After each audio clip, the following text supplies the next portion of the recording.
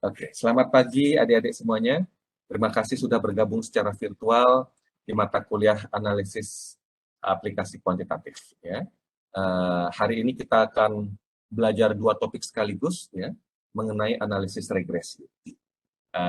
Ada yang analisis regresi sederhana yang hanya melibatkan satu variabel bebas, nanti kita akan bicara lebih detail. Kemudian ada yang analisis regresi berganda yang melibatkan lebih dari satu variabel bebas. Yang kita akan bicarakan adalah analisis regresi dengan tipe yang namanya ordinary least squares atau OLS. Ada begitu banyak analisis regresi ya, tetapi kali ini kita baru belajar mengenai yang paling dasar yaitu ordinary least squares. Seperti apa itu prinsipnya? Ada baiknya saya jelaskan dulu sebelum nanti adik-adik memaparkan kasus yang sudah adik siapkan ya. Oke. Nah, ini pengantar dari saya ya. Nah, yang dimaksud dengan analisis regresi ini adalah sebuah analisis statistika ya, yang tujuannya adalah mengestimasi, memperkirakan, membuat prediksi, ya, semacam itu ya. Apa yang diprediksi, apa yang diestimasi, yaitu hubungan, ya, ada yang bilang pengaruh ya, antara variabel bebas yang disebut dengan independent variables yang disimbolkan dengan X ya, dengan dependent variables atau variabel terikat istilahnya yang disimbolkan dengan huruf Y atau Y ya.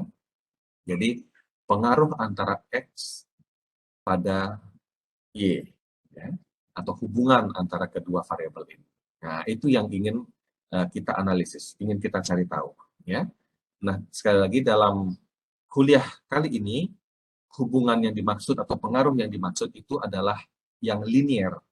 Karena nanti dalam mata kuliah yang lebih advance, biasanya ekonometrika istilahnya, dan itu saya kira tidak adik dapatkan ya. Mungkin di prodi atau jurusan ilmu ekonomi biasanya akan mendalami berbagai tipe analisis regresi ya, di mata kuliah ekonometrika lanjutan dan sebagainya. Tapi untuk adik, saya kira yang diperkenalkan adalah yang sifatnya linear hubungannya. Nanti ada yang non-linear, lebih kompleks lagi. Ya. Oke. Nah, yang dimaksud dengan linear berarti apa? Hubungan antara X dan Y ini ya mengikuti garis lurus, ya, garis yang linear. Ya. Entah itu linear yang positif atau linear yang negatif. Kita nanti akan lihat. Ya. Nah, jadi nanti pada prinsipnya adalah data yang adik input ya itu namanya observasi ya, adik punya data sebanyak katakanlah ini secara cross sectional ya, ada data sebanyak 30 ya, maka itu berarti jumlah observasi adik adalah 30 ya. Nanti dibuatkan scatter plot ya, kalau dalam Microsoft Excel bisa dibuatkan scatter plot. Nanti adik bisa lihat titik-titik itu ya, antara X dan Y ya. Jadi di plot di sana nanti komputer akan secara otomatis ya akan membuatkan sebuah garis lurus ya, garis yang linear ya, yang menghubungkan antara X dan Y yang menyebabkan jumlah ya, jumlah apa itu? Jumlah kuadrat dari residual itu yang paling minimum. Nah, ya. Garis itu adalah garis yang sudah ditetapkan oleh komputer, software tertentu, Excel, SPSS, Stata, dan sebagainya, sehingga jumlah kuadrat dari residual itu adalah yang paling kecil, yang paling minimum. Nah, berangkat dari prinsip itu, maka itulah yang disebut dengan garis OLS, Ordinary Least Squares. Ya. Jadi garis yang ditetapkan oleh sebuah software ya yang menyebabkan jumlah dari kuadrat residualnya itu yang paling minimum. Oke, seperti apa itu ya kuadrat, jumlah kuadrat residual gitu ya. Nah, yang paling minimum, nah itu yang akan kita pelajari sekarang.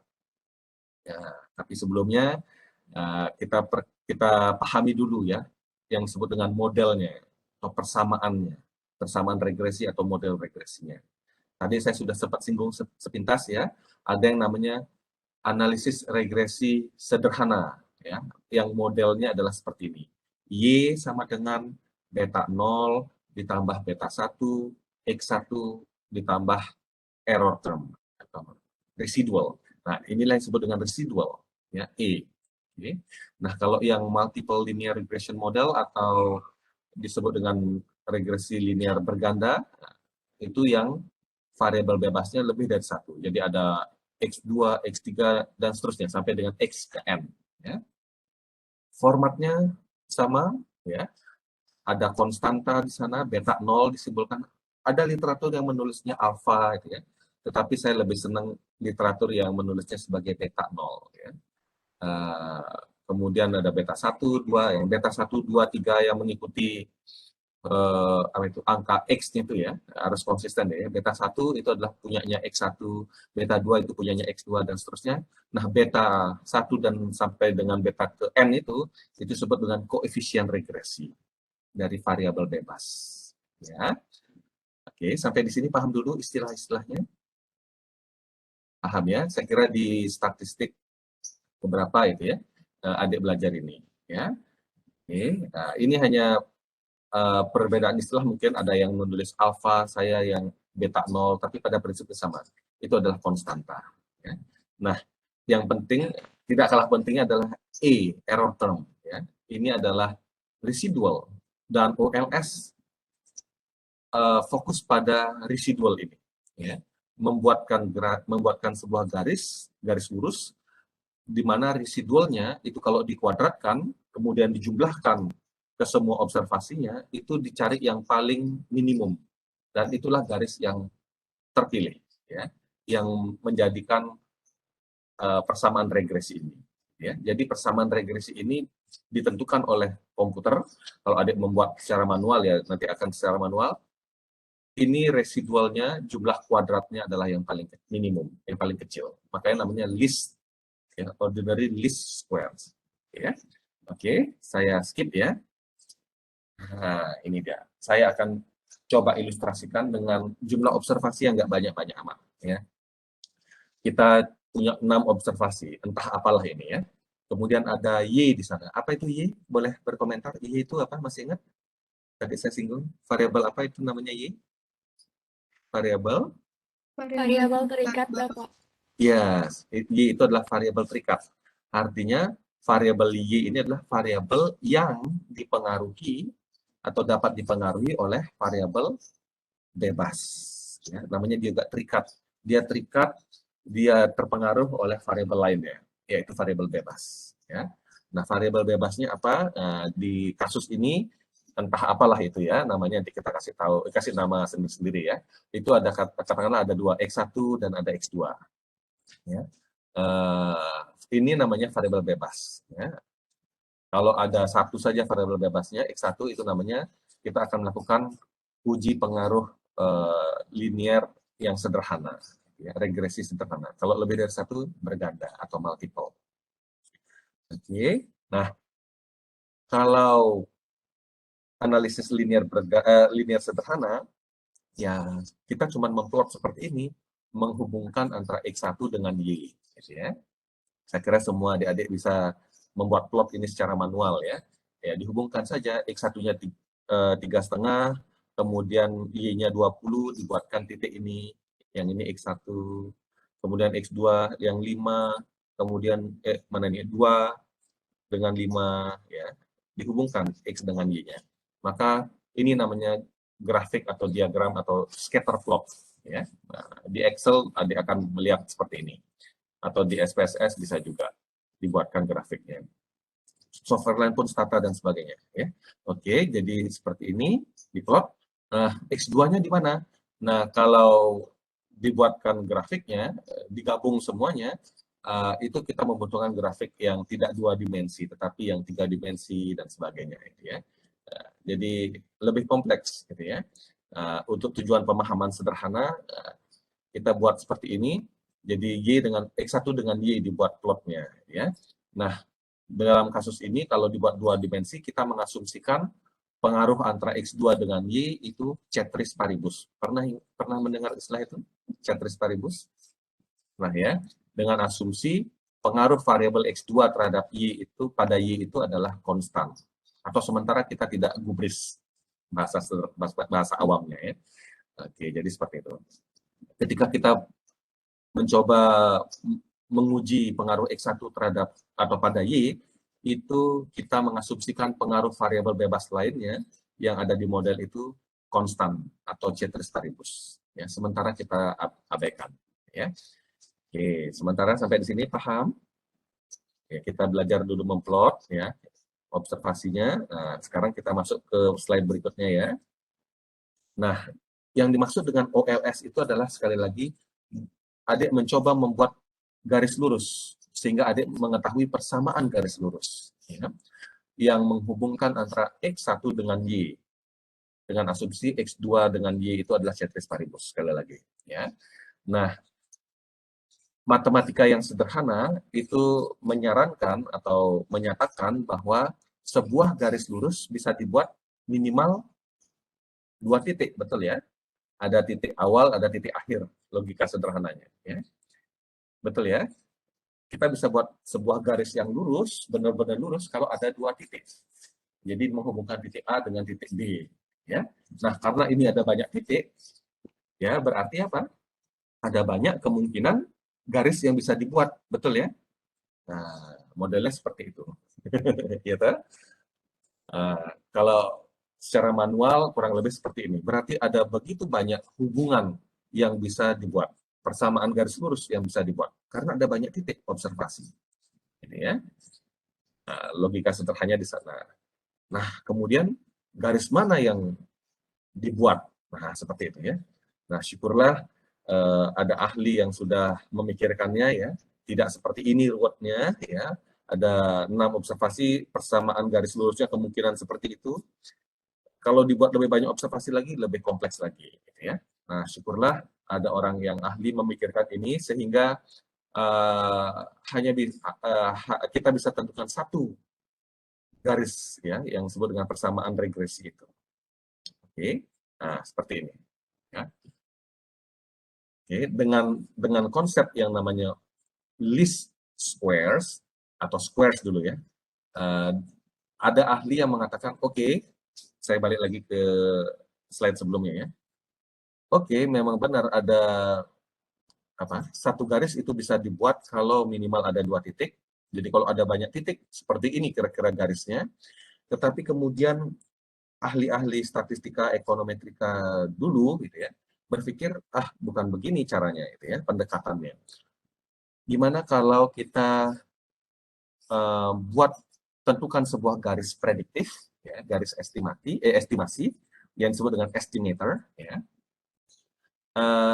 sehingga kita bisa mengetahui perbedaan atau selisih antara observasi dengan prediksinya, gitu ya, yang disebut dengan residuals atau error term. Nah, gitu ya. Jadi kemungkinan garisnya seperti ini, bukan seperti yang di slide sebelumnya, yang menghubungkan titik-titik tadi itu. Jadi yang dibuat adalah sebuah garis lurus, entah startnya mulai 0 atau mulai dari titik manapun, kemudian dibuat garis ya seperti ini ya. Jadi ada banyak kemungkinan juga ya, garis-garis ini ada banyak kemungkinan. Ada bisa tambahkan lagi garis-garis yang merah itu ya, garis lurus itu. Nah, kemudian logikanya adalah garis mana yang dipilih ketika ada banyak kemungkinan ini. Yang dipilih adalah dengan model OLS adalah garis dengan residual atau selisih antara observasi itu yang titik ini ya, data kita ini dengan titik di garis prediksi atau garis estimasi atau estimators ya. Nah, jadi kalau kita misalkan mau mencoba menganalisis ini garis ini, apakah garis ini yang paling minimum jumlah kuadratnya? Kita cek dulu residualnya berapa. Apa itu residual? Selisih antara observasi titik ini dengan titik, kalau kita tarik garis lurus, antara titik di garis ini, gitu ya. Nah, itu selisihnya berapa. Nah, selisihnya itu kemudian dikuadratkan, makanya namanya squares, ya. Residual itu dikuadratkan, kemudian kuadrat residual ini ada residual ya, selisih ini namanya residual, itu dikuadratkan. Nah, setelah dikuadratkan dijumlahkan mana yang paling minimum. Ini garis ini dicari kuadrat residualnya, kemudian dijumlahkan, kemudian coba garis yang ini residualnya dikuadratkan, kemudian dijumlahkan, yang ini juga begitu, residualnya dikuadratkan, kemudian dijumlahkan, dan seterusnya. Di mana di antara garis-garis itu yang paling minimum jumlah dari kuadrat residualnya. Garis itulah yang dipilih. Nah, gitu ya ilustrasinya ya. Tapi tenanglah, kita tidak seribet itu berpikirnya, karena biarkan komputer yang berpikir dan memilihkan garisnya. Ya. Nah, ini enaknya mata kuliah ini ya, analisis aplikasi kuantitatif. Ya. Nah, mungkin kalau nanti di statistik atau ekonometrika adik manual gitu ya, menentukannya. Oke, nah misalkan ada begitu banyak ya, ada begitu banyak model atau kemungkinan garis lurus yang bisa dibuat ya. Tapi untuk tujuan pembelajaran kita, misalkan ada dua kemungkinan. Apakah kemungkinan yang pertama ya garis yang di atas itu, ataukah kemungkinan yang kedua ya garis yang di bawahnya itu ya. Nah, yang mana kira-kira persamaan regresinya dari observasi ini? Nah, gitu kurang lebih ya. Nah, kalau yang pertama garis yang di atas itu ya. Nah, kurang lebih seperti ini ya. Ini data ilustratif gitu ya, tidak benar perhitungannya, kemungkinan besar ya. Nah, jadi seperti ini. Nah, tadi yang dimaksud dengan residual apa? Sekali lagi, residual itu atau error term itu adalah untuk setiap observasi ya, itu adalah selisih antara observasinya dengan apa? Prediksinya ya, atau estimasinya atau estimatornya ya, untuk setiap observasi ya. Nah, misalkan ini observasi pertama, yang mana observasi pertama? Yang ini ya, 3,5 dan 20. X1-nya 3,5, Y-nya adalah 20. Mana dia? Nah ini. Y-nya 20, X1-nya 3,5. Ini dia observasi pertama. Sehingga residual pertama atau errornya yang pertama yaitu selisih antara observasi ini dengan titik di garis prediksi ini. Ya, ini namanya garis prediksi atau garis estimasi. Makanya tadi di pengantar itu di slide pertama yang disebut dengan regresi, analisis regresi adalah sebuah analisis yang mencoba mengestimasi, betul ya, mengestimasi hubungan atau pengaruh antara X dengan Y. Nah, ini adalah garis yang mencoba memprediksi, mencoba mengestimasi itu. Ya, selisihnya ini namanya residual. Sampai di sini paham? Sebelum kita melangkah lebih lanjut, paham ya? Inilah yang disebut dengan residual. Nah, sehingga residual rumusnya ini Y dengan Y topi. Ini adalah simbol untuk estimasi atau prediksi. Ya. Sehingga kalau tadi ada ingat di slide sebelumnya, rumusnya atau persamaan dari regresi, Y sama dengan beta 0 ditambah beta 1 X1 ditambah error, kan gitu ya. Nah, itu bisa diganti atau dimodifikasi rumusnya menjadi Y topi, ya, Y topi ini ya, sama dengan beta 0 ditambah apa itu? Beta 1 X topi, kemudian tanpa error. Tanpa error term. Jadi intinya adalah kalau adik menghilangkan simbol error term di persamaan regresi, maka adik harus menggantinya dengan Y topi kemudian X topi. Jadi estimasi, gitu ya. Oke, coba dibuka dulu buku ekonometrika atau statistika. Jadi seperti itulah ya. Mungkin penyimbulannya agak berbeda ya, nggak masalah ya. Seperti tadi beta 0 diganti dengan alfa, ya variasi sedikit. Tapi pada prinsipnya sama. Persamaan itulah adalah persamaan estimasi, ya, estimator. Oke, atau prediktor, ya, atau prediksi. Oke, sampai di sini paham dulu ya. Error atau residual itu adalah selisih antara Y observasi dengan Y dari estimasinya atau estimatornya. Jadi 20 dikurangi 25 sama dengan negatif 5. Observasi kedua, yang ini, observasi kedua, 5 dikurangi dengan 17. Katakanlah titik di garis ini adalah 17. Ya. Dan seterusnya, dan seterusnya, dan seterusnya. Dapat residual untuk setiap observasi, terus diapakan? Residual ini dikuadratkan. Namanya juga squares. Ya. Dicari kuadrat dari residualnya. Ya, kuadrat dari residualnya. Nah, kemudian gimana? Sum of squares, dijumlahkan kuadrat dari residual ini. Totalnya, mohon dicek ya, mungkin saya salah tulis ya, 474. Ya. Itu yang baru garis kemungkinan yang pertama. Gimana kalau yang kedua, yang ini? Itu yang pertama, 400 berapa itu? 474. Nah, gimana kalau yang kedua? Berapa jumlah kuadratnya, kuadrat residualnya? Nah, berapa? Nah, dicek ya, dengan cara yang sama, secara manual ya, dicek seperti itu ya. Nah, berapa jumlah kuadratnya? Kemudian dibandingkan antara garis 1 dengan garis 2 dan mungkin ada garis 3 dan seterusnya. Yang mana yang paling minimum? Namanya juga least ya. Least squares. Berarti yang mana yang minimum sum of squares-nya? Itu yang dipilih. Nah, seperti itu ya. Nah, untuk yang garis kedua, ya, yang di bawah garis pertama tadi, mari kita latihan ya. Nah, coba adik buka Microsoft Excel adik, mudah-mudahan adik ada laptop saat ini. Kalau tidak, nanti lihat ini ya monitor saya ya. Coba adik semuanya dulu saya berikan waktu 5 menit maksimum ya, secepat mungkin ya.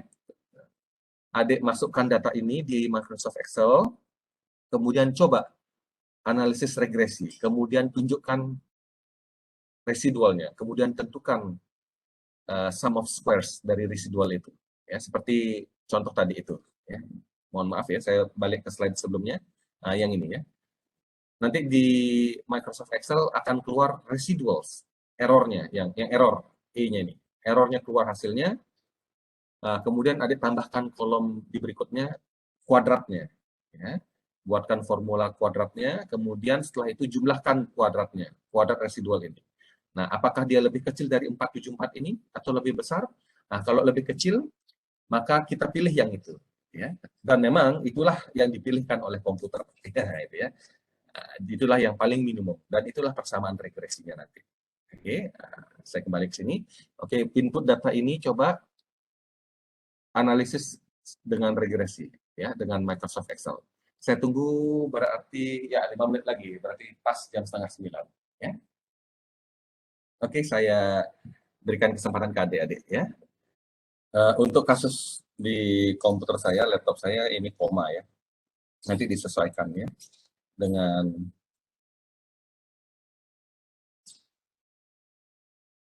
komputer adik ya. Oke. Jadi seperti itu datanya. Halo, yang lainnya mengikuti ini? Nanti takutnya saya ngobrol. Mengikuti. Ya, oke, sip. Ya, ya. Sebelum saya proses, bisa dikasih tahu berapa sum of squares-nya dari residualnya? Ada yang udah dapat? Belum? Oke, enggak masalah ya. Saya sih berharapnya kita bandingkan jawaban adik berapa, jawaban saya berapa. Ada yang mau secara sukarela menyampaikan berapa jumlah kuadrat dari residual? Sepertinya tidak ada yang ketemu jawabannya. Sudah ada yang dapat angkanya? Hasilnya? Belum? 1, 2, 3, 4. 619 nih Bapak. Oke, saya catat 6. 619. Mohon maaf kalau salah Pak. Enggak masuk. Saya error. Iya, Dek. Adik-adik semuanya, belajar adalah proses, gitu ya. Jangan pernah takut salah. Di sanalah proses belajar, ya. Gagal, jatuh, salah, itu adalah bagian dari proses belajar, ya. Bayangkan waktu adik punya adik atau saudara yang masih kecil baru belajar jalan, dia jatuh, tapi apakah dia kapok untuk belajar? Enggak ya. Sampai dia bisa lari kenceng, dia jatuh berapa kali, ya, kepalanya sampai berdarah sekalipun, lututnya berdarah, tapi jangan pernah kapok, ya, karena itu akan membuat adik bisa lari kencang, ya. Jangan pernah takut. Siapa ini, Dianggi ya? Versi yang lain ada lagi? Semuanya satu jawaban yang sama? Oke, biar enggak ini ya. Kalau ada yang ini interupsi ya, saya jawabannya lain. Silakan ya. Oke, saya klik data analysis setelah input datanya ya, observasinya, klik data analysis. tempo hari di pertemuan pertama ya kalau nggak salah ya, saya kasih tahu gimana caranya mendapatkan menu ini ya, data analysis ini itu dari proses itu ya, mendownload secara manual ya di Microsoft Excel, ada yang namanya add-in ya. Nah, singkat cerita sudah ada data analysis di sini, cari menu regression ini. Nah, itu ya. Klik regression, kemudian klik OK. Nah, adik diminta input Y-nya. Yang mana Y-nya, range-nya yang mana? Klik ini. Boleh Y-nya ikut, boleh angkanya aja. Oke. Kalau saya yang Y-nya aja boleh, tapi harus konsisten. Kalau Y-nya sampai labelnya, ikutin sampai X1-nya ya. Oke, ini Y-nya, termasuk label Y-nya ya. Kemudian X-nya. Karena Y tadi sama labelnya, X-nya juga sama labelnya. Seperti itu ya. Dan ingat, karena saya tadi ikut memasukkan label X dan Y-nya, maka saya harus klik label di sini, ya, labelsnya. Mohon maaf Pak, hasilnya 474. Oke, diralat. Oke, 474. 474. Nah, Anggi, yang lainnya? Saya asumsikan sama ya. Kalau ada yang beda, interupsinya. Oke, kampus adalah tempat untuk bebas berbicara ya, asalkan ya terukur berbicaranya. Apalagi bicara akademis seperti ini, silakan berbeda pendapat ya. Berbeda pandangan saya sangat hargai ya. Regression, ulang lagi nih, nggak apa-apa. Y sama labelnya, X sama labelnya. Karena dengan label saya centang. Kalau enggak dengan labelnya jangan dicentang ya. Nanti dia salah baca, dia akan lag, akan apa istilahnya, mundur selangkah satu baris. Ya. Kemudian ini ada constantly zero. Kalau kita ingin menampilkan output tidak ada konstanta, dalam kasus tertentu ini dibutuhkan, silahkan. Tapi kalau tidak, jangan dicentang. Dalam kasus ini kita membutuhkan beta 0, betul ya? Persamaan regresi dengan adanya beta 0. Jadi saya biarkan itu. Confidence level, ini standar udah bawaan dari pabrik ya. Dan memang dalam ilmu sosial, alpha atau error itu adalah 5%, sehingga confidence level 95%, jadi abaikan saja. Tapi kalau mau dibuat lebih strict, confidence level 99%, sehingga tingkat kesalahannya adalah 1%, silahkan. Biasanya itu ilmu pasti. Ya. Tapi nggak masalah. Dalam ilmu sosial pun juga dalam publikasi ada bahkan 3 pilihan kita buat. Yang alpha 1%, alpha 5%, dan alpha 10%. Sehingga nanti ada semacam, apa itu namanya, skenario gitu ya. Oh, ini signifikan pada level 5%, tetapi pada level yang sekian persen tidak signifikan. Jadi seperti itu. Diskusinya lebih bermakna gitu ya, lebih dalam. Oke, kita untuk pembahasan kali ini tetapkan alpha 5% saja ya. Outputnya di mana mau ditaruh, boleh-boleh aja. Mau di sini, di worksheet yang sama, tapi pilihkan di mana ininya, sel untuk outputnya, boleh. Kalau tidak mau ribet, mohon dibuatkan worksheet yang baru sebagai outputnya, ya. Atau di file yang baru, new workbook, silahkan. Kita yang ini aja ya, yang sudah default settingnya. Kemudian residuals, nah inilah yang fokus kita. Ya, klik yang ini, residuals yang ini. Yang lainnya boleh, kalau mau dibuat residual plotnya boleh aja ya. Tapi biar nggak banyak muncul, itu aja ya. Nanti bisa silakan mencoba-coba ya, silakan. Ya. Ini normal probability plots, itu untuk normalitas kita sudah pernah bahas. Abaikan, kita tidak sedang membicarakan normalitas ya. Jadi yang relevan-relevan saja, biar tidak terlalu banyak outputnya, nanti bingung sendiri. Klik OK. Nah, cepat sekali ya. Nah, jadi seperti ini. Ya, adik-adik ini sekali lagi, adik sudah belajar ini sampai regresi, dan ini adalah analisis yang sangat populer di kalangan mahasiswa. Ya.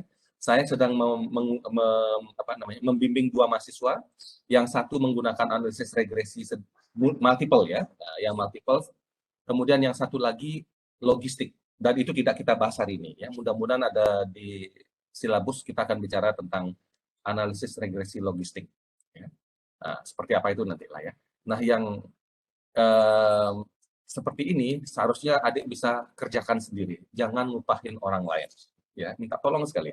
Kasihan duitnya, kasihan ilmunya. Untuk apa adik belajar seperti ini, pada akhirnya adik minta tolong dalam tanda petik konsultan, yang ngaku-ngaku konsultan.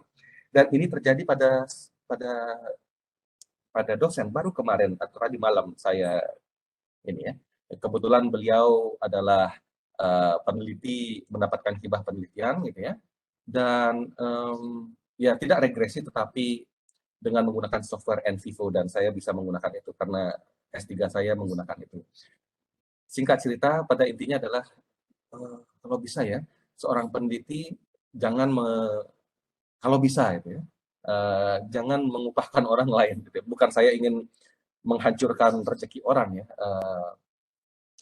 Masalahnya kita belajar itu ya, dan itu prosesnya sangat singkat. Seperti ini, dalam hitungan 1 detik sudah selesai.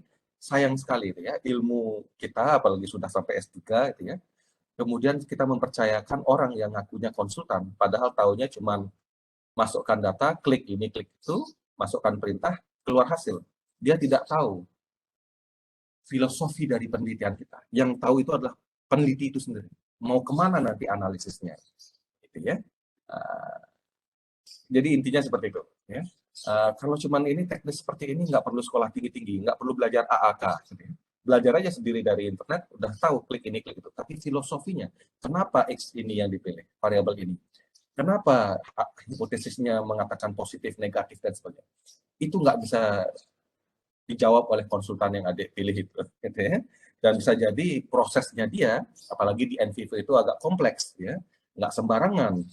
Ya, jangan macam-macam. Kalau regresi mungkin ngasih upahin orang boleh lah ya, tapi agak kurang ini juga bagi saya, kurang stres. Tapi kalau NVivo itu kualitatif, itu adalah judgement, ya. Judgement dari peneliti. Peneliti menginterview ini agak ini ya, agak keluar dari jalur. Tapi ini pesan dari saya. Menginterview responden, kemudian kita buatkan transkripnya. Ketika dianalisis dengan NVivo, judgement dari peneliti itu penting. Penelitilah yang tahu saat menginterview, gitu ya. Bahasa verbalnya, gerak tubuhnya, gitu ya. Kalau itu dipahami, maka jawaban dari responden yang tertulis bisa jadi berbeda konteksnya.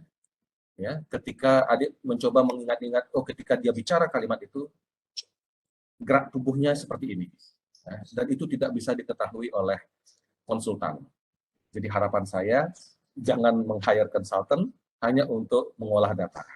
Ya. Apalagi kalau datanya kualitatif, biasnya sangat besar. Ya. Oke.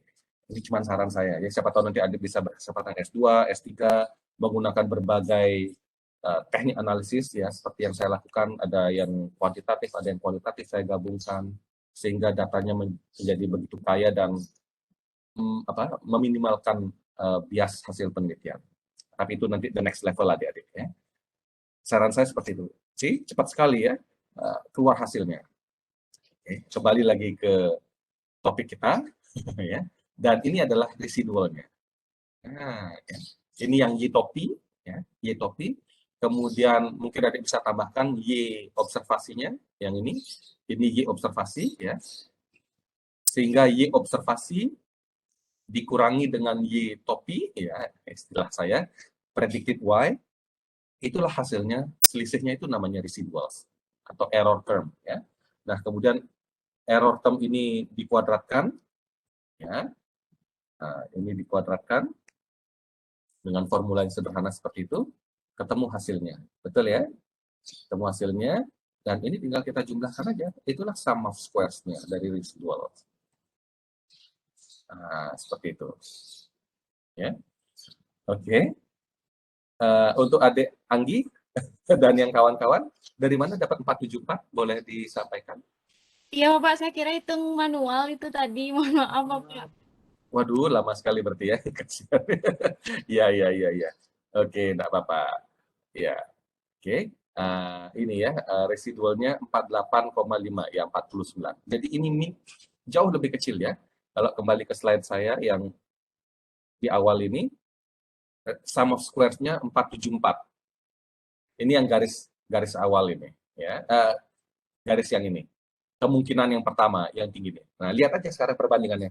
Lihat ini, garis di awal ini, sekali lagi, untuk yang persamaan regresi, kemungkinan persamaan regresi yang pertama ini, garisnya di sini. Kita lihat di sini.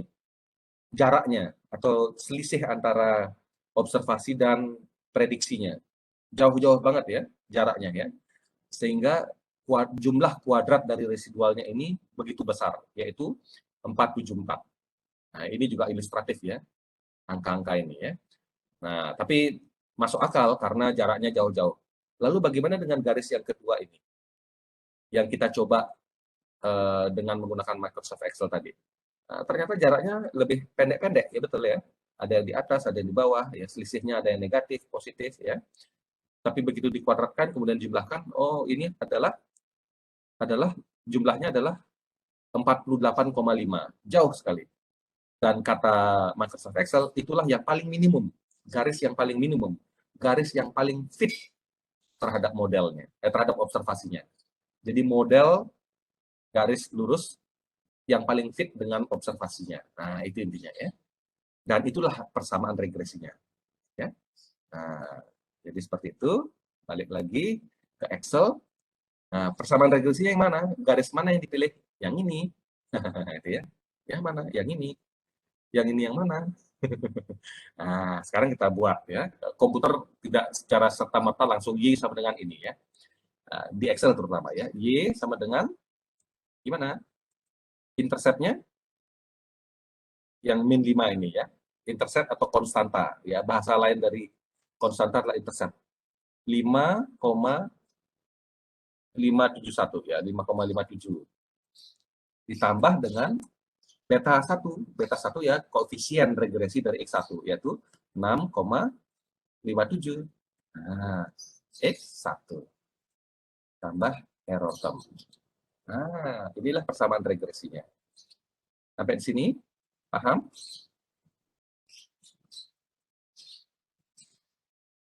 Sampai di sini paham, Dek? Nah, inilah persamaan regresinya. Jadi gimana? X1 berpengaruh positif ya.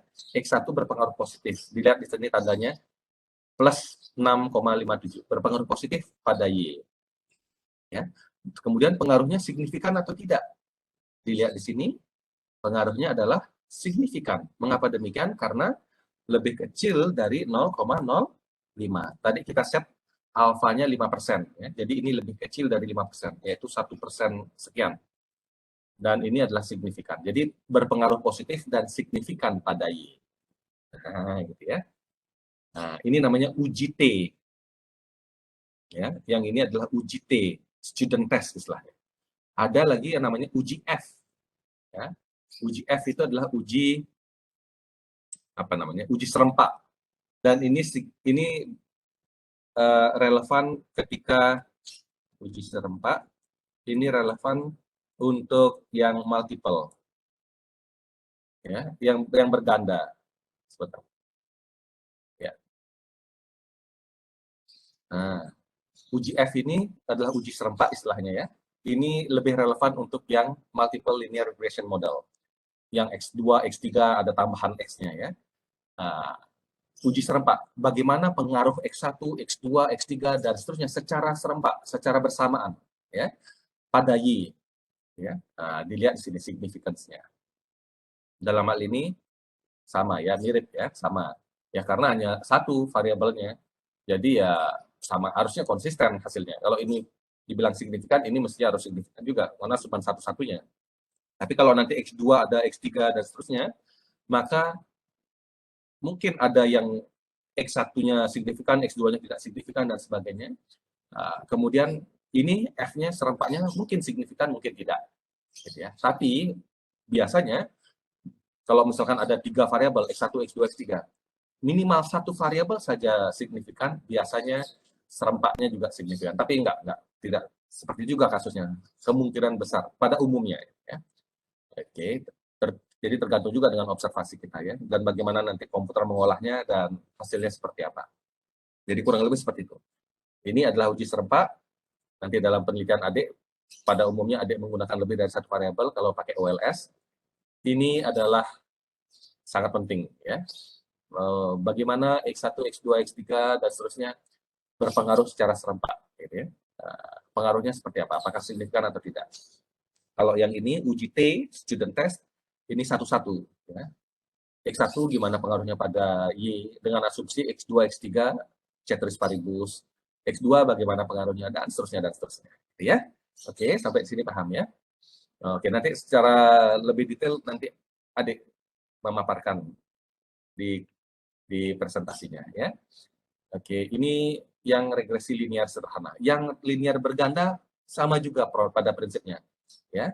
Dianalisis kemudian keluar yang mana yang relevan itu nanti dibahas deskripsinya ya, diulas. Yang tidak kalah penting juga adalah ini ya, R square. Nah, apa itu R square? Koefisien Determinasi. iya, determinasi ya. Dan ini menunjukkan berapa persen ya, dalam hal ini adalah 79 ya, 79,55% ya variasi nilai dari Y ditentukan oleh X1.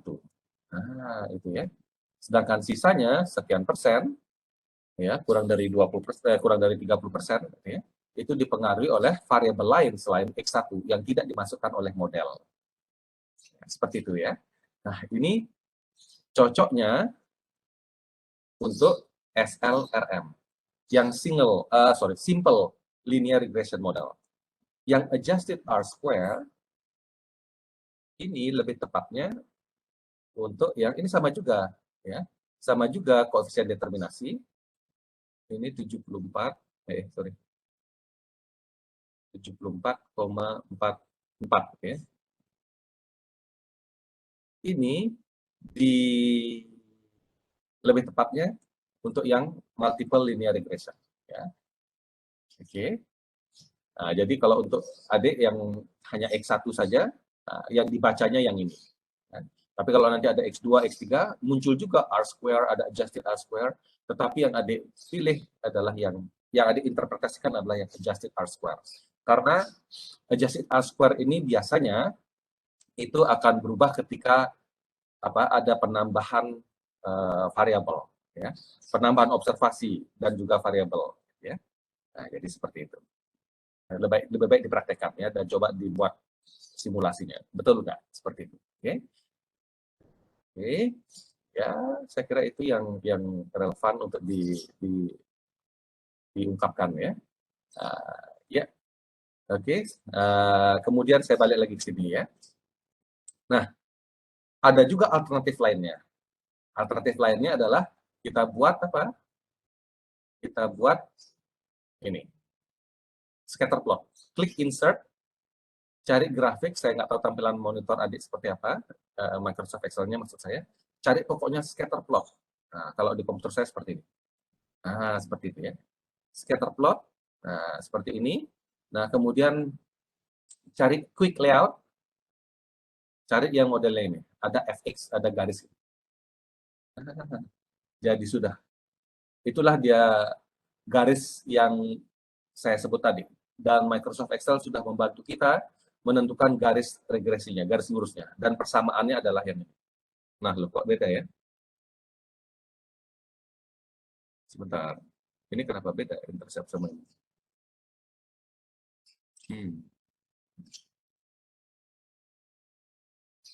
Sebentar. Kita coba sekarang. Insert, scatter plot, quick layout. Ya, betul ya? Sama ya, konsisten ya? Iya, ini adik ya. Mana caranya? Ketutup angkanya. Nah, sekarang kelihatan ya. Oke. Ya, tricky ya. Kalau di Excel membuat grafik, dimulai dari X-nya dulu, baru kemudian Y-nya. Makanya tadi kok agak aneh ya. Tidak konsisten dan juga nilai Y-nya kok 0, padahal nilai Y-nya adalah 25, 10, 15 yang ini ya. Seperti ini ya. Nah, ini konsisten sekarang ya. Y-nya yang ini toh. Betul ya, sumbu Y, yang ini sumbu X. Ya. Nah, ketika diplot, nah, konstanta atau interceptnya adalah negatif 5, sekian. sama dengan ini, negatif 5, sekian. Ya, kemudian X1-nya, koefisien regresi X1-nya adalah 6,57. Kita cek di sini, 6,57 juga. Oke. Nah, ini jadi pelajaran berharga buat kita. Kalau buat grafik ya, urut ya, X-nya dulu, baru Y-nya. Ya. Oke, nah seperti ini ya, keluar. Nah, ini R square-nya keluar di sini, 0,7955. Sama, 0,7955. Betul ya? Oke, sampai di situ. Nah, kalau misalkan datanya adik banyak nih ya, datanya adik banyak. Kemudian kan ada banyak nih titik-titik nih, observasi. Kemudian adik berpikir, waduh, ini satu perusahaan ini, katakanlah satu observasi ini kok kayaknya datanya beda sendiri ya. Profitabilitasnya gede sendiri ketika di masa pandemi ini misalkan seperti itu. Nah, sehingga R square-nya menjadi relatif rendah. Ya. Adik berpikir, wah ini sebaiknya dikeluarkan saja karena menjadi bias. Ya. Karena observasi yang lain mengumpul, ya kurang lebih mengumpul di titik dekat dengan residual yang rendah, gitu ya. Jarak antara titik dengan di garis itu kecil, gitu ya. Tetapi satu titik ini kok menyimpang sendiri, paling jauh sendiri ya. Itu namanya outlier. Kalau lebih dari satu berarti outliers. Ya. Katakanlah titik ini menurut adik outlier. Dan adik sudah punya data yang banyak tentu saja ya. Sehingga kalau seperti itu kasusnya, mungkin adik berpikir adik keluarkan observasi ini. Tetapi nanti adik ungkapkan di dalam penelitian adik, data ini kita keluarkan, ya, walaupun dia memenuhi syarat untuk menjadi sampel, tapi kita keluarkan karena outlier. Ya, ketika pandemi, yang lainnya profitabilitasnya rata-rata sekian, dia jauh sendirian, gitu ya. Misalkan seperti itu. Jadi bias nanti ya hasil penelitiannya. Apalagi kalau sendirian, gitu ya. Kalau setengahnya sih it's okay, gitu ya. Tetapi kalau 1-2 ya minoritas jauh, gitu ya, sebaiknya dikeluarkan. Dan kalau observasi adik sudah cukup banyak. Tapi kalau cuma 6 ya agak dilematis, gitu ya. Nah, katakanlah ini adik punya data 60 atau 600, katakanlah seperti itu ya. Dan ini menurut adik outlier, dan setelah berbagai pertimbangan, oke, kita keluarkan saja ya. Nah, jadi kita lihat di sini. Persamaan regresinya diingat-ingat, kemudian R square-nya diingat-ingat 0,79. Kalau ini adalah outlier, mana di observasi 3, nah ini ya, observasi 3 bukannya outlier, gimana? Kita keluarkan ya. Kita keluarkan, artinya kita tidak masukkan, kita delete. R square-nya akan semakin tinggi. Nah, lihat ya. Saya ulang. Garisnya di sini, ketika observasinya saya hilangkan, berubah, persamaan regresi berubah, R square akan berubah. Ya. Dan R square-nya menjadi lebih bagus. Kenapa? Karena yang outlier tadi itu dihilangin. Residualnya menjadi semakin kecil. Gitu ya. Nah, garisnya semakin mendekati observasi, semakin fit to the model. Itulah sebabnya R square ini adalah salah satu indikator fitness of model. Ya. Ketepatan model memprediksi fenomena yang sedang ada teliti. Ya. Oke, sampai sini paham ya makna dari R square itu. Oke, ya. Jadi R square bisa meningkat ketika apa? Ketika outlier-nya dihilangkan, ya, sehingga dia residualnya semakin kecil, sehingga modelnya semakin fit. Oke, sampai sini paham ya? Oke, saya hanya memberikan ilustrasi. Sekarang adik praktek, ya. Oke, saya persilahkan adik dari kelompok mana nih? Tanggal berapa sekarang? 2, 3. Ayo, siapa yang nomor absen 2, 3? Silahkan dipaparkan yang ini dulu, yang regresi linear sederhana. Ayo. Siapa adik dari nomor absen 2, 3? Dek Korma mungkin bisa bantu. Yang nomor absen 2, 3 siapa? Ayo. Absen 23 itu Niwayan Kresnawati, Bapak. Ya, adakah di sini Niwayan siapa? Tresnawati? Ada. Dan temannya? Dari kelompok berapa berarti itu, Dek? Kelompok 5, Bapak. Kelompok 5. Ya, kelompok 5. Boleh Niwayan Tresnawati, boleh temannya yang lain di kelompok yang sama, silakan. Biar cepat. Kita akan membahas dua topik. Ya, Izin share SPSS. ya, silahkan.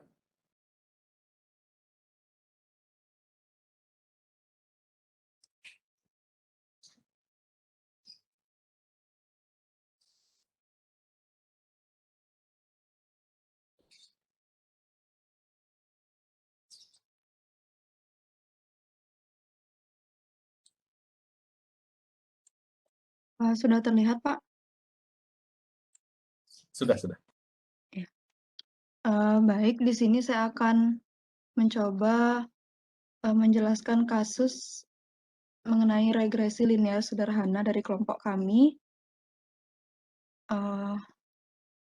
Adapun di sini datanya pengaruh stres kerja terhadap kinerja pegawai. Nah, dari judul di atas dapat dilihat data pegawai yang mengalami pengaruh stres yaitu X terhadap kinerja pegawai yaitu Y. Nah, adapun data penelitiannya sebagaimana pada tabel di samping. Nah, sekarang akan kita ujikan di SPSS. Yang pertama untuk di variabel view-nya, di sini kita isikan X, variabel bebasnya, dan di bawahnya yaitu Y. Nah, untuk di labelnya, variabel bebasnya yaitu stres kerja, dan variabel terikatnya yaitu kinerja pegawai. Nah, untuk measure-nya di sini pakai scale. Nah, karena data kita tidak ada yang desimal, jadi kita di sini desimalnya di-nolkan saja. Nah, terus kita beralih ke data view. Di sini kita copy data yang sudah disediakan.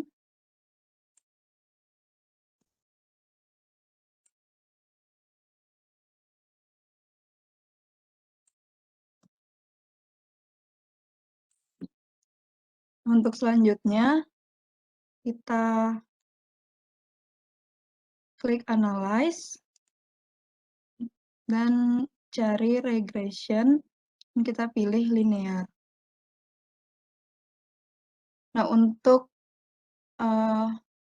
variabel bebasnya kita taruh di kolom Independence, dan untuk variabel terikatnya kita letakkan di kolom Dependence. Untuk metodenya di sini Enter, lalu kita tinggal klik OK.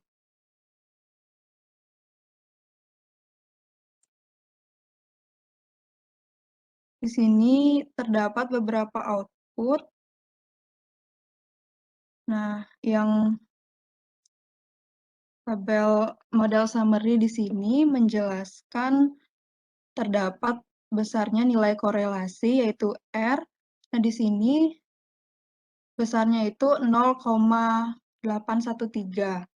Dan juga dijelaskan besarnya persentase pengaruh variabel bebas terhadap variabel terikat yang disebut dengan koefisien determinasi. Nah, koefisien determinasinya di sini sebesar 0,661 atau sebesar 66,1%. Nah, ini mengandung pengertian bahwa pengaruh variabel bebas terhadap variabel terikat yaitu sebesar 66,1%. Sedangkan untuk sisanya dipengaruhi oleh variabel lain. Untuk tabel output selanjutnya yaitu tabel ANOVA, diketahui bahwa di sini terdapat nilai F hitung sebesar 19,520 dengan tingkat signifikannya 0,001. Nah, di sini tingkat signifikannya ini kurang dari 0,05. Maka regresi dapat dipakai untuk memprediksi variabel partisipasi atau dengan kata lain ada pengaruh variabel stres kerja terhadap variabel kinerja pegawai. Nah, untuk selanjutnya tabel output koefisien ini, pada tabel ini kita bisa mendapatkan persamaan regresi linear sederhananya. Nah, secara umum rumus persamaan regresi linear sederhana adalah Y sama dengan A plus B kali X. Di sini A-nya itu konstan, dalam kasus ini sebesar 35,420. Angka ini merupakan angka konstan yang mempunyai arti bahwa jika ada stres kerja, maka nilai konsisten kinerja pegawai jika tidak ada stres kerja, maka nilai konsisten kinerja pegawai adalah sebesar 35,420. Nah, untuk B-nya yaitu di sini koefisien regresinya nilainya sebesar min 0,511. Angka ini mengandung arti bahwa setiap penambahan 1% tingkat stres kerja, maka kinerja pegawai akan meningkat min 0,511. Nah, karena nilai koefisien regresi bernilai minus, maka stres kerja berpengaruh negatif terhadap kinerja pegawai. Sehingga didapat persamaan regresinya yaitu Y sama dengan 35,420 dikurang dengan 0,511.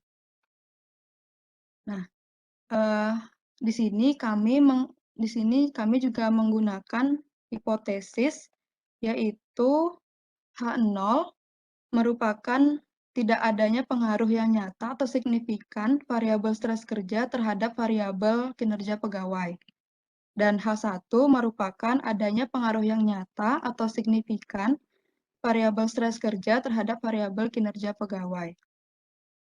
Nah, untuk dasar pengambilan keputusan dalam uji regresi linear sederhana ini dapat mengacu pada dua hal, yaitu dengan membandingkan nilai T hitung dengan T tabel, dan juga dengan membandingkan nilai signifikannya dengan nilai probabilitas 0,05.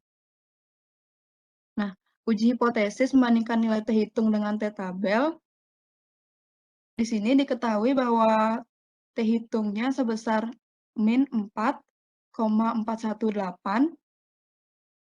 Karena T hitungnya telah diketahui, jadi kita mencari T tabelnya, yaitu dengan nilai A dibagi 2, yaitu 0,025, dan derajat bebasnya, yaitu N dikurang 2. N itu adalah banyak jumlah datanya 12, jadi 12 dikurang 10, jadi 12 dikurang 2, yaitu 10. Jadi didapat nilai T tabel sebesar 2,228. Nah, karena nilai T hitung sebesar min 4,418 lebih besar dari T tabel, sehingga dapat disimpulkan bahwa H0 ditolak dan H1 diterima, yang artinya terdapat pengaruh stres kerja terhadap kinerja pegawai. Dan untuk uji hipotesis dengan membandingkan nilai signifikan dengan probabilitas 0,05, yaitu di sini diketahui signifikansinya sebesar 0,001, jadi lebih kecil dari probabilitas 0,05, sehingga dapat disimpulkan bahwa H0 ditolak dan H1 diterima, yang artinya terdapat pengaruh stres kerja terhadap kinerja pegawai. Baik, sekian yang dapat saya sampaikan, Pak, mengenai kasus dari kelompok kami. Terima kasih. Ya, baik. Terima kasih, Dek. Terima kasih juga kelompok 5 ya. Kasus yang menarik ya. Oke, hold dulu ya. Ya. Jadi ini hubungan antara atau mencari pengaruh antara stres Kerja ya dengan dan kinerja pegawai. atau pada kinerja pegawai ya. Jadi dalam penelitian ya, yang paling penting poin penting ya. Adik harus secara kritis membaca penelitian-penelitian terdahulu terkait pengaruh variabel ini. Ya, baca riset-riset terdahulu tentang hubungan antara stres dengan kinerja. Ya, apa temuan mereka? Bagaimana mereka mengukur stres? Bagaimana mereka mengukur kinerja? Ya. Kemudian yang berikutnya harus dipikirkan setelah membaca dan memahami asumsinya, harus memahami. Berikutnya adalah apa yang bisa kita lakukan untuk memperbaiki penelitian yang sudah dilakukan oleh peneliti sebelumnya, gitu ya.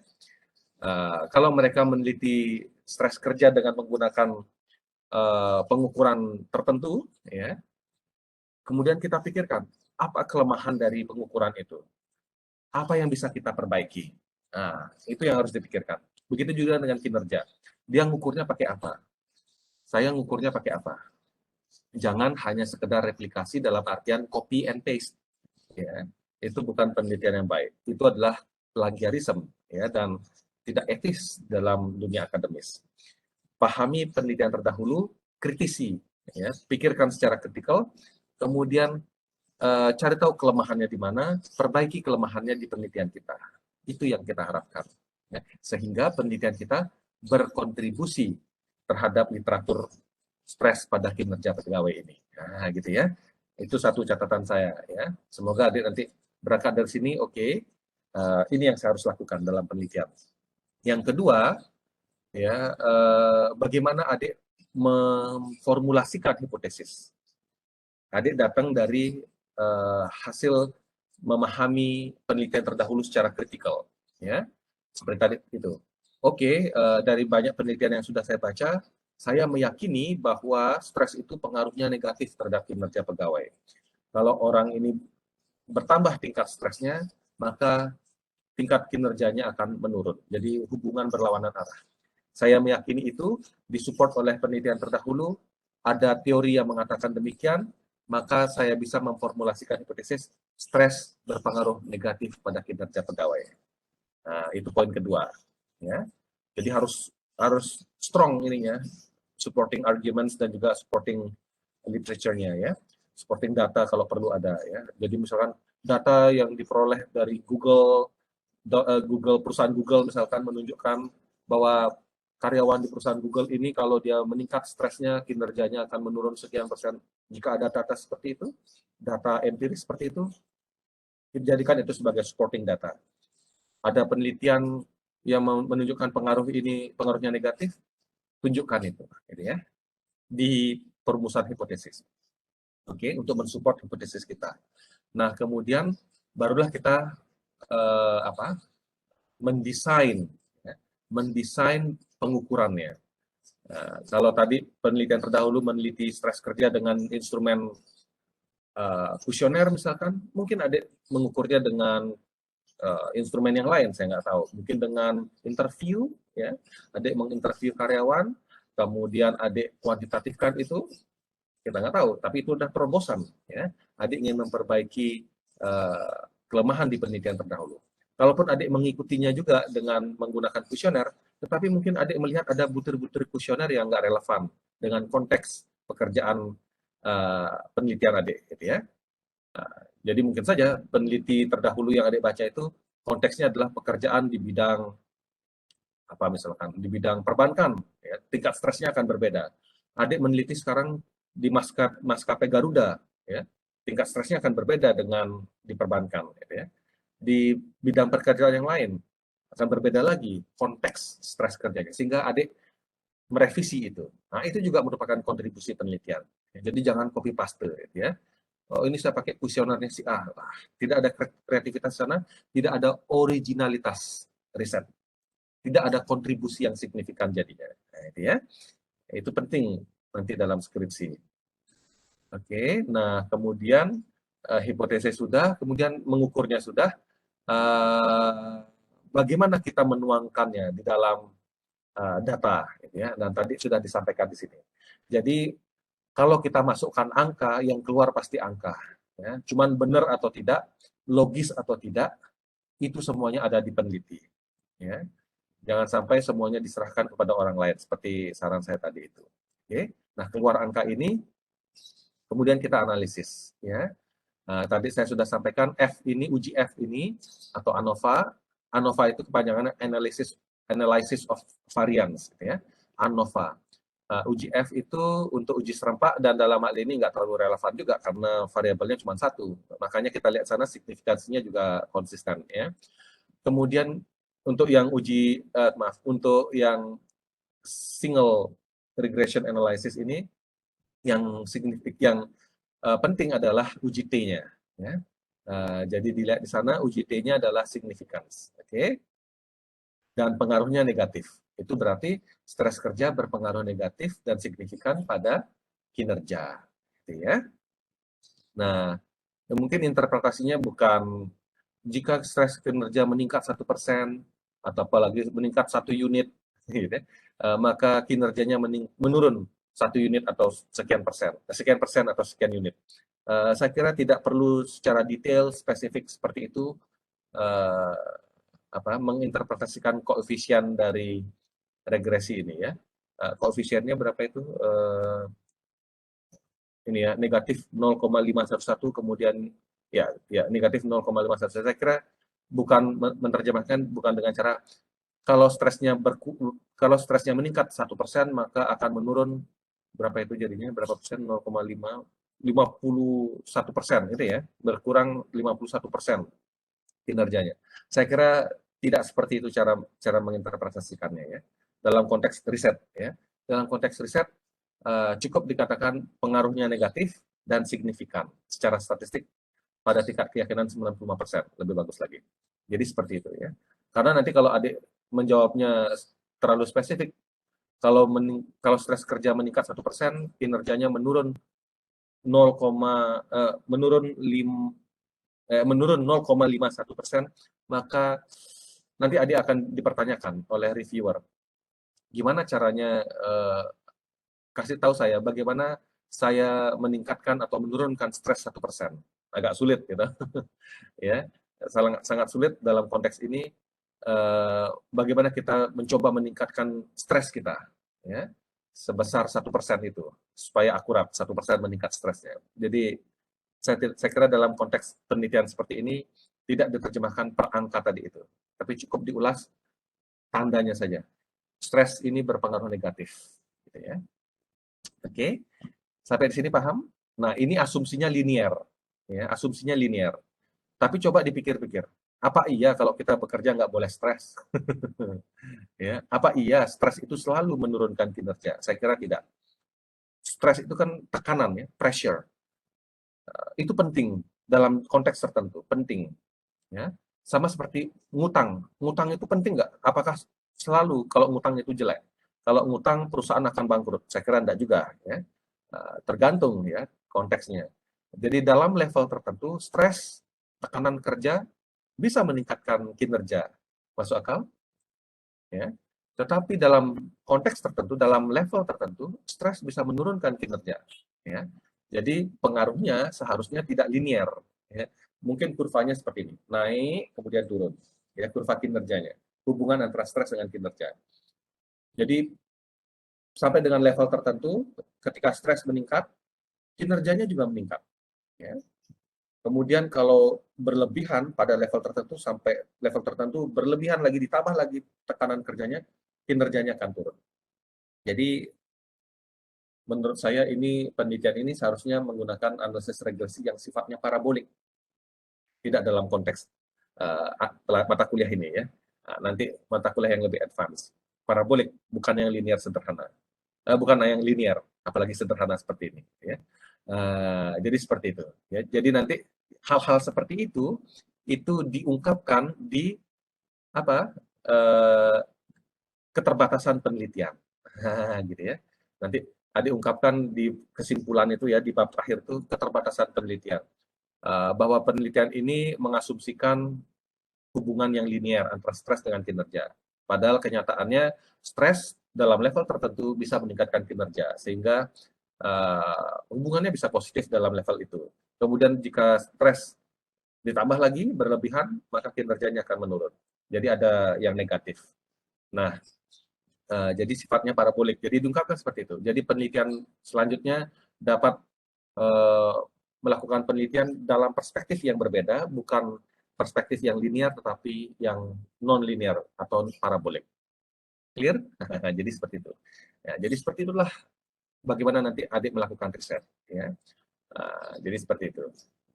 Ada juga yang mengatakan, saya hanya meneliti tentang stres sebagai variabel yang berpengaruh pada kinerja. Penelitian selanjutnya sebaiknya meneliti lebih dari satu variabel. Misalkan variabel ini. Gitu ya. Saya kira itu bukan keterbatasan penelitian, tetapi itu adalah kemalasan peneliti. Gitu ya.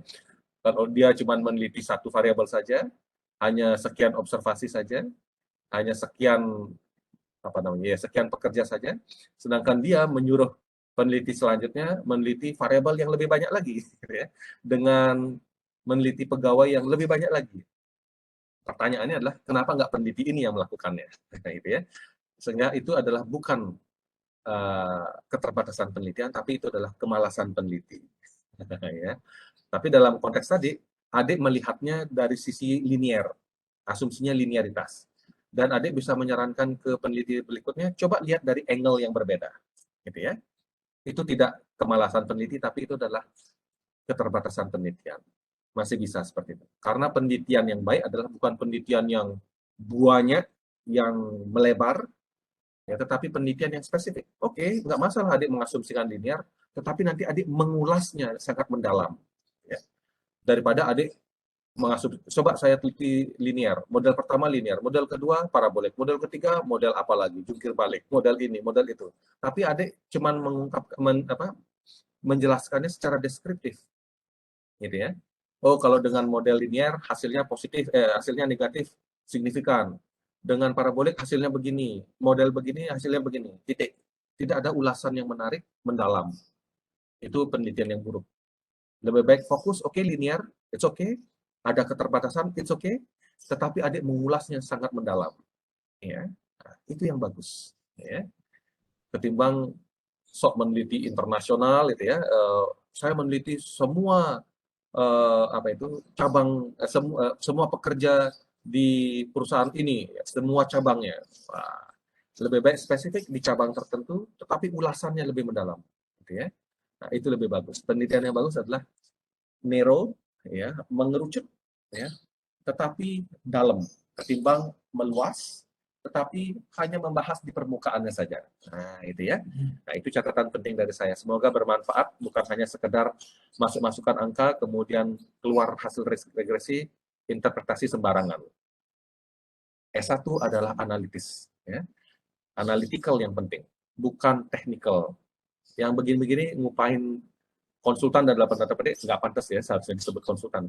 Seharusnya konsultan bisa memberikan konsultasi yang lebih mendalam, bukan hanya sekedar mengeluarkan hasil seperti ini.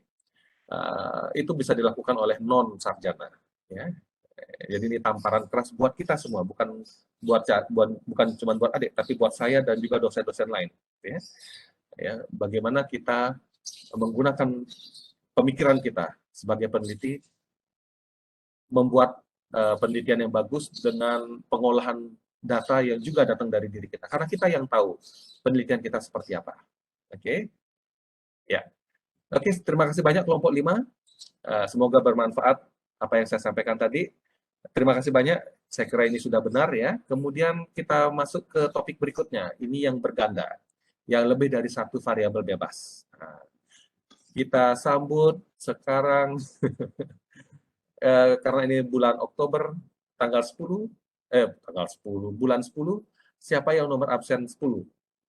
Minta tolong Dek Anggi.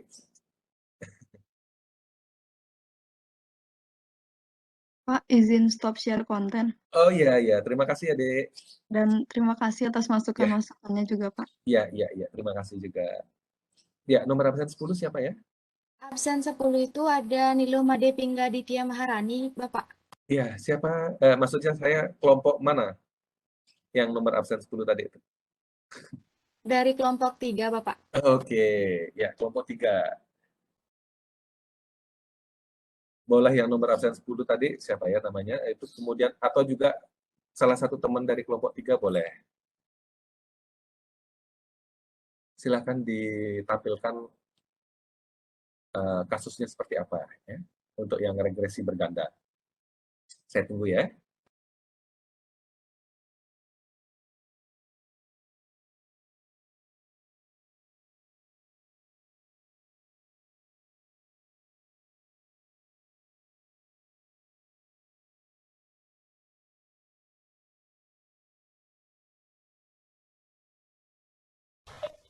Baik, mohon izin untuk share SPSS-nya, Bapak. Iya, silakan Dek Wahyu.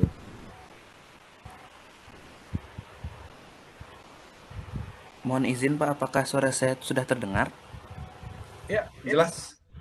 Suaranya sangat clear. Ya, baik Pak.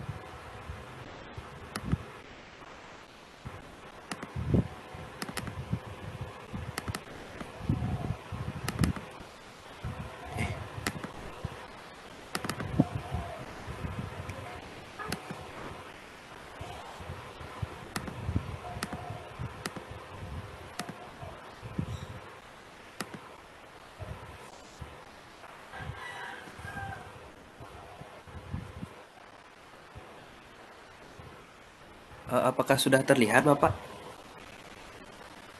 Ya, sekarang sudah kelihatan. Ya, silahkan diambil alih ya. Sinyal.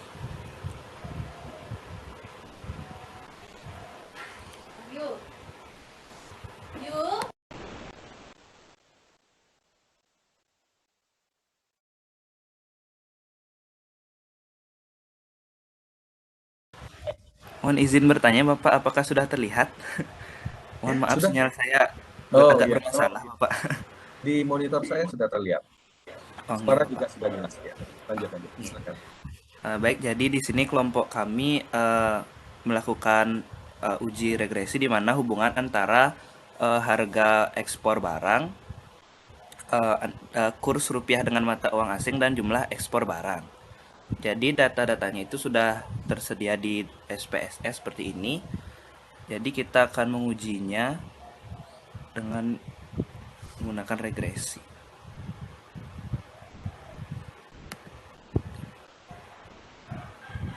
Nah, jadi jumlah ekspor barang ini merupakan variabel dependennya dan harga ekspor serta kurs independennya. Oke.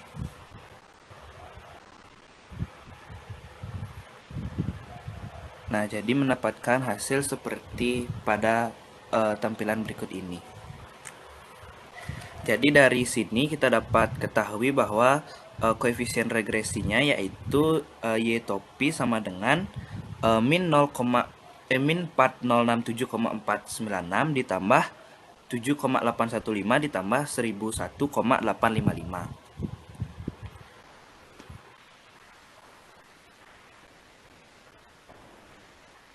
Kemudian dari sini juga kita dapat ketahui bahwa hasil perhitungan F menunjukkan angka yaitu sebesar 66,820 dan dengan signifikansinya yaitu sebesar 0,000, yang dimana ini merupakan uji variabel secara serempaknya. Nah, angka ini lebih kecil dari alpha yaitu sebesar 0,05. Ini berarti bahwa secara serempak variabel harga ekspor pakaian dan kurs rupiah terhadap mata uang asing ini berpengaruh nyata terhadap jumlah ekspor pakaian. Nah, adapun kita juga dapat ketahui di mana koefisien determinasinya atau R-square-nya itu sebesar 0,911 yang dimana 91,1% dari variasi jumlah ekspor pakaian dipengaruhi oleh variabel harga ekspor pakaian dan juga kurs rupiah terhadap mata uang asing tersebut.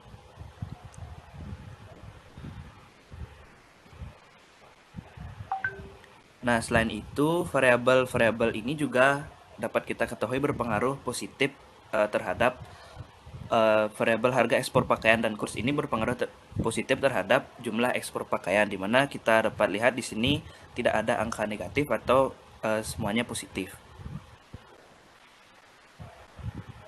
Selain itu kita juga dapat membandingkan T hitungnya dengan T tabel, di mana T tabel itu sebesar 2,160 diperoleh dari melihat antara probabilitas 0,05 dengan derajat bebasnya yaitu 13, sehingga mendapatkan T tabel yaitu sebesar 2,160.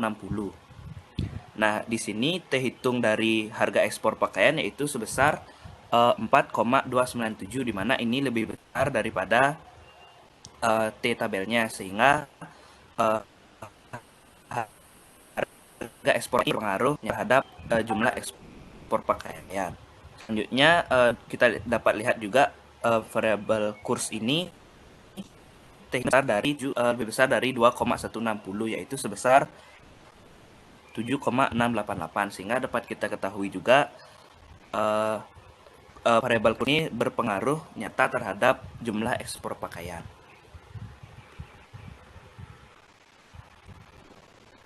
Ini mungkin sekian yang dapat kelompok kami sampaikan, Pak. Terima kasih. Ya, terima kasih kelompok 3 ya. Ya, kasusnya menarik juga ya. Jadi pengaruh harga ekspor pakaian dan kurs ya pada jumlah ekspor pakaian. Dan tentunya ini pakaian yang sama ya. Jadi ini ini menggunakan teori permintaan ya, betul ya, hukum permintaan ya. Jadi kuantitas dari pakaian A ya itu dipengaruhi oleh harga dari pakaian A itu sendiri ya. Kemudian diasumsikan variabel-variabel lainnya konstanta. Maksudnya ceteris paribus, konstan atau ceteris paribus ya. Tapi dalam kasus ini adik mencoba menambahkan variabel lainnya, itu salah satunya adalah nilai tukar atau kurs. Mungkin ditambah lagi dengan selera konsumen ya, selera konsumen di pasar yang ditargetkan, pasar ekspor itu. Kemudian harga ekspor pakaian lainnya ya, yang menjadi saingan dari harga ekspor pakaian ini. Saya nggak tahu ya, dan sebagainya ya.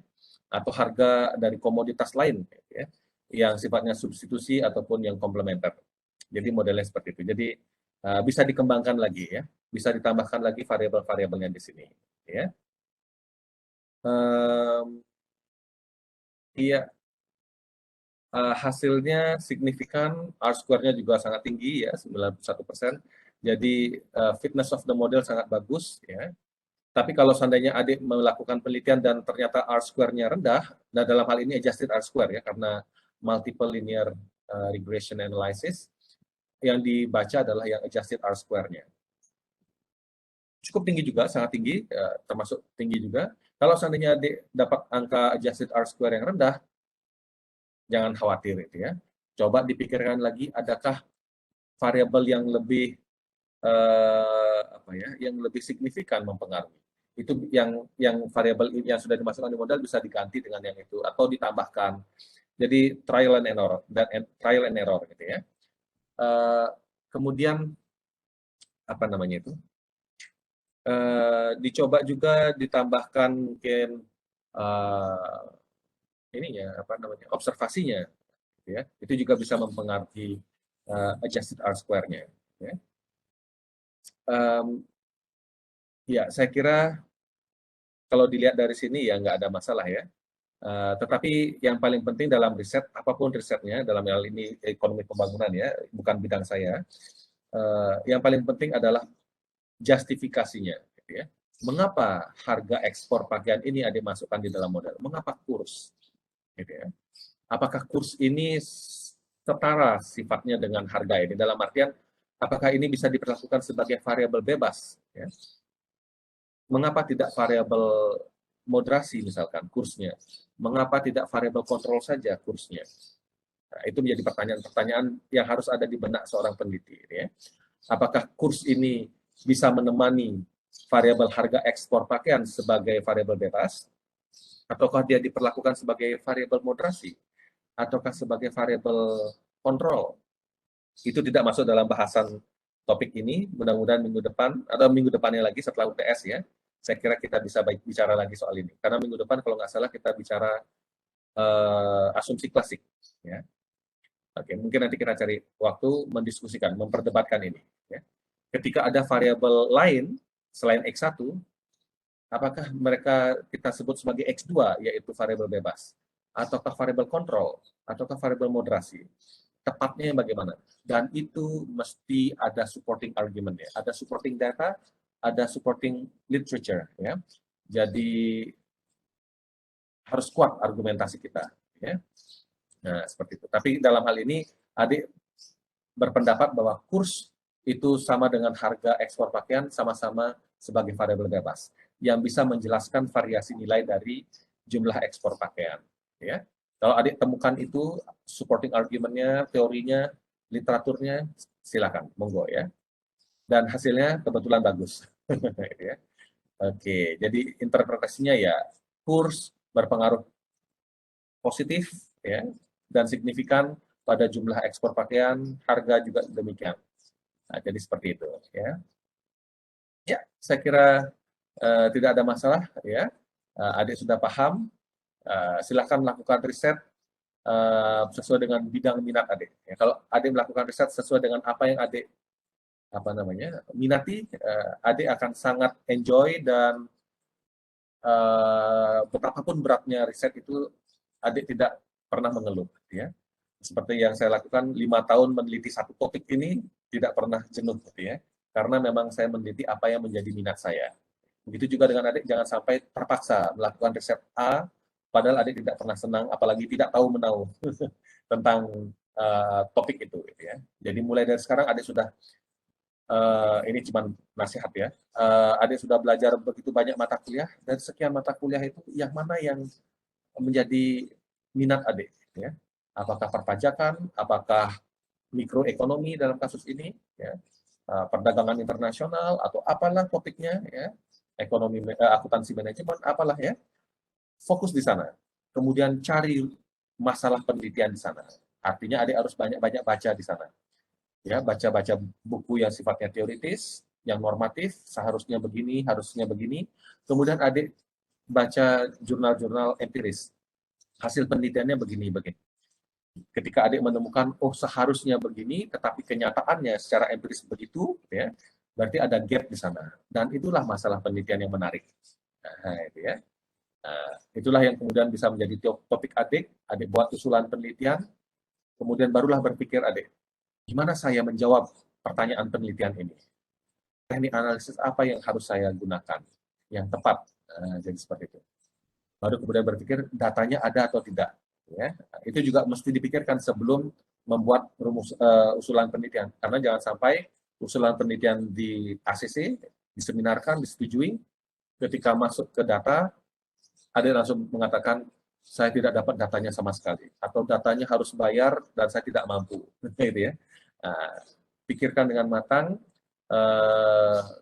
kalau perlu sambil jalan menulis usulan penelitian, sambil coba random, cari datanya. Ada atau tidak, gitu ya. Mudah atau tidak didapatkan. Dalam kurun waktu yang begitu singkat, misalkan 1 semester target sudah harus selesai skripsinya, memungkinkan nggak saya meneliti ini? Nah, itu juga harus dipikirkan. Jangan sampai idealisme mengalahkan semuanya sehingga adik mungkin menyelesaikannya untuk skripsi saja 3 tahun, seperti menulis disertasi, misalkan, gitu ya. Mudah-mudahan tidak seperti itu, ya. Jadi mulai dari sekarang pikirkan apa minat saya, topik apa, mulai dibuat orang-orangnya, gitu ya. Sehingga nanti begitu waktunya UP, skripsi, semuanya lancar. Oke? Jangan menunggu sampai waktunya untuk membuat usulan penelitian atau skripsi baru berpikir apa topiknya. Dari sekarang pikirkan, ya. Oke, semoga kuliah ini benar-benar bermanfaat, bukan cuma memberikan bekal kepada adik meregresikan dan sebagainya, tetapi filosofi di balik semua itu, risetnya. Karena nanti adik akan melakukan riset. Dan mudah-mudahan nanti bisa berlanjut S2, S3, sehingga ilmu ini terus bermanfaat. Oke? Ya, saya kira demikian ya. Ada pertanyaan sebelum saya tutup? Dua topik sangat terkait dan sudah diulas dengan begitu bagus oleh dua kelompok tadi. Ada pertanyaan sebelum saya akhiri? Ya, silakan nanti direview kembali pelajaran hari ini ya. Mudah-mudahan segera saya bisa tampilkan videonya sehingga bisa dipelajari sebelum UTS. Oke. Saya kalau tidak ada tidak ada pertanyaan, saya bisa akhiri ya. Oke, saya ambil alih kontennya. Ya. Dengan berakhirnya tadi pemaparan dari kelompok 3, berakhir sudah pertemuan kita hari ini ya. Tetap semangat dan jaga kesehatan. Kita akan bertemu kembali minggu depan, pertemuan terakhir sebelum UTS. Ya. Saya akan memberikan kisi-kisi UTS-nya minggu depan. Oke? Sampai ketemu minggu depan ya semuanya ya. Sampai jumpa. Selamat pagi, terima kasih Pak. Yuk, terima kasih juga. Selamat pagi. Ya, semangat terus ya. Oke. Selamat berakhir pekan semuanya. Bye-bye.